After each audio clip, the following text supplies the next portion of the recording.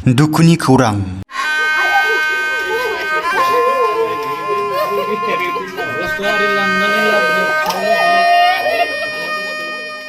माब्लाबा सारअन्थाइजों माब्लाबा मिथिंगायारि खैफोदजों माब्लाबा जिब जुनारजों जिउ गोमानांदों बर' सुबुं।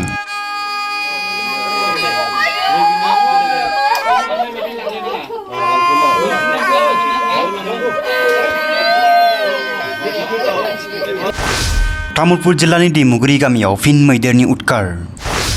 मैदेरनि गाग्लोबनायजों फिन सासे बर' सुबुंनि अबथिरा जिउ खहा।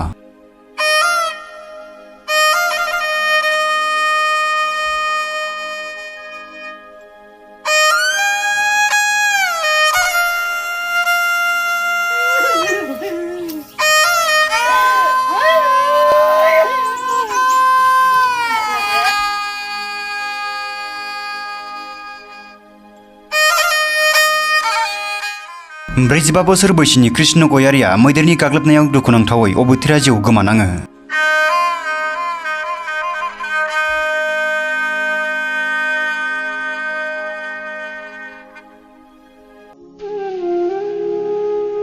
तामुलपुर जिल्लानि कुमारिकाटा हाग्रा बिफाननि सिङाव थानाय बगाजुलि दैमुगुरि गामियाव थांनाय हरनि 2.30 रिंगासो समाव हाग्रानि मैदेरा उदखार खालामफैदों। कृष्ण गयारिखौ गाग्लोबनानै जिउ फोजोबनायजों लोगोसे गामिनि गोबां नखरफोरखौ सिफायलांदों हाग्रानि मैदेरा।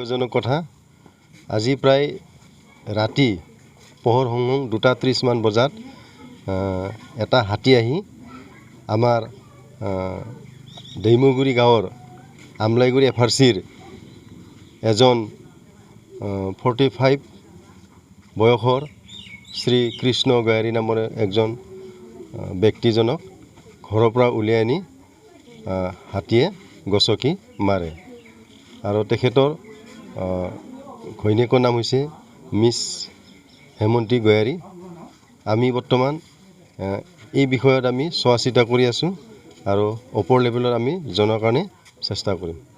চাওক পিছত আগন্তুক দিনলৈ আমি পদক্ষেপটো লৈ আছোঁ আৰু যি মানে ভিক্টিম পাৰ্চনে আমি যি এগ্ৰেছিভ হিচাপে পাব লগা এই বিষয়টো আমি সোনকালে দিয়াৰ কাৰণে চেষ্টা কৰিম। এইটো ইণ্ডো ভূটান মানে বৰ্ডাৰ এৰিয়া, গতিকে ভূটান অঞ্চলৰ পৰা এই হাতীজাক ওলাই আহি জনাঞ্চলত তাৰমানে উপদ্ৰৱ কৰে। এই বিষয়ত আমি সদায় আমি ডিউটিৰ ব্যৱস্থা কৰি আছোঁ, যিমান পাৰে আপ্ৰাণ চেষ্টা কৰি আছোঁ হাতীজাক জনাঞ্চললৈ ওপৰৰ ফালে খেদাৰ বাবে। ৰাতিপুৱা মোৰ স্থানীয় এজন বন্ধুৱে মোক ফোন কৰি জনালে যে दैमुगुरि বগাজুলি গাঁৱৰ দুখীয়া পৰিয়ালৰ কৃষ্ণ গয়াৰীৰ বনৰীয়া হাতীৰ আক্ৰমণত মৃত্যু হৈছে বুলি জনাইছে। মই লগে লগে আমাৰ কুমাৰিকাটা ৰেঞ্জাৰ ফোন কৰিলোঁ। তেখেতে মোৰ ফোনটো ৰিচিভ কৰিব নোৱাৰিলে, কিজানি তেওঁ অলপ ব্যস্ত হৈ আছিল। তাৰপিছত মই নিজে ঘটনাস্থলীত উপস্থিত হৈ চাওঁ যে কৃষ্ণ গয়াৰীৰ মৃত্যু হৈছে। তেওঁৰ ঘৰ ভাঙি আক্ৰমণ কৰিছে। যে তেওঁ প্ৰায় পুৱতি নিশা প্ৰায় 2:30 বজাৰ কথা কৈছে।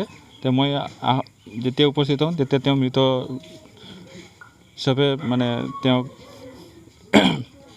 শুই আছে।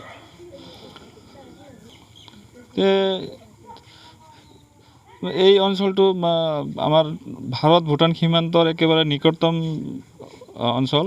মোটামুটি ইয়াৰ পৰা প্ৰায় 1 কিলোমিটাৰমান আগত ভূটানৰ লগত আমাৰ ভাৰতৰ বৰ্ডাৰ। যে ভূটানত মানে পুৰো পাহাড় অঞ্চল আৰু এই অঞ্চলতো তাৰমানে নদীৰ অলপ মানে কিছুমান অলপ নালা নৰ্দমাৰে মানে আবৃত অঞ্চল।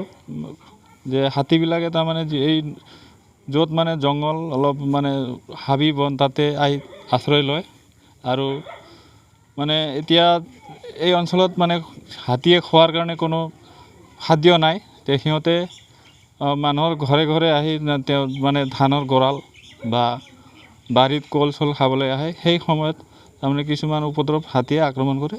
আৰু এই ব্যৱস্থা, এই হাতী আৰু মানুহৰ যিটো সংঘাত, এই সংঘাতটো দূৰ কৰিবলৈ চৰকাৰে এতিয়ালৈকে আপ্ৰাণ চেষ্টা কৰি আছে, তথাপিও বিফল। কিয়নো মানে এই অঞ্চলত যদি হাতী আক্ৰমণৰ পৰা মানুহক বচাব লাগে, মানে বৰ্ডাৰটোত তাৰমানে দহকৈ মানে নলা খান্দি মানে যিহেতু হাতীয়ে উঠি আহিব নোৱাৰে, সেই ব্যৱস্থা কৰাৰ অতি প্ৰয়োজনীয়। নহ'লে মানে এই মানে ঘটনা আগলৈ ঘটি থাকিব। মই আহ্বান জনাওঁ যে যিটো আমাৰ ডিপাৰ্টমেণ্ট, ফৰেষ্ট ডিপাৰ্টমেণ্ট, যে এই পৰিয়ালটোক মানে একেবাৰে দৰিদ্ৰ সীমাৰেখাৰ তলত বসবাস কৰা পৰিয়াল হয়। তেওঁ 2-3 বছৰ আগৰ পৰা তেওঁ মানে অসুস্থত ভুগি আছিল। যিখিনি তেওঁলোকৰ আৰ্জিত টকা পইচা আছিল, সেই টকা পইচাবোৰ তেওঁলোকে এই মৃত কৃষ্ণ গোহাৰিৰ আৰোগ্য পাওক বুলি খৰচ কৰি বৰ্তমান তেওঁলোকৰ পৰিয়াল একেবাৰে মানে মানে এসাঁজ খালে দ্বিতীয় সাঁজৰ কাৰণে চিন্তা কৰিবলগীয়া পৰিয়াল। তেওঁলোকৰ এই পৰিয়ালক উদ্ধাৰ কৰিবলৈ চৰকাৰে আৰ্থিকভাৱে সহায় কৰক বুলি মই মোৰ ফালৰ পৰা আহ্বান জনাওঁ।